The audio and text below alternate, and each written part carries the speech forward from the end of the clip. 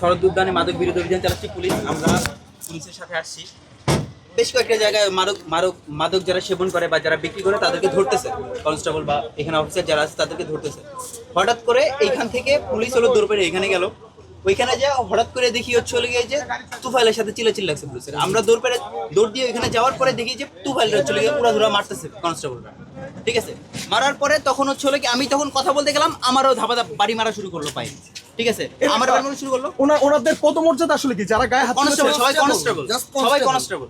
আচ্ছা, কি কনস্টেবল কি হয়েছিল? মানে কোনো কিছুই না, আমরা আমাদের কাজ করতেছিলাম, আমরা লাইভ করতেছিলাম, হঠাৎ করে তারা চড়াও আমাদের উপর। এই কিসের সাংবাদিক, আমাদের লাইভের সব প্রমাণ আছে, আপনারা দেখতে পারবেন লাইভে ঢুকলেই যে কিসের সাংবাদিক বলে ওরা ফোনও কেড়ে নিছে, যে তোফাইল ভাইয়ের আমাদেরকে সবাইকে বাঁচে। আচ্ছা, যেমনটি দেখতে পাচ্ছেন পুলিশের দর্শক যেমনটি দেখতে পাচ্ছেন পুলিশের একটি বিশেষ অভিযান চলছিল এবং ঠিক এই অভিযানের সময় সাংবাদিক যারা রয়েছিল এবং তাদের দায়িত্ব পালনে বাধা দেওয়া হয় এবং এখানে যারা কনস্টেবল যারা ছিল তারা কিন্তু সাংবাদিক পরিচয় পাওয়ার পরও কিন্তু তাদেরকে কিন্তু তাদের উপর চড়াও হয় এবং তাদেরকে কিন্তু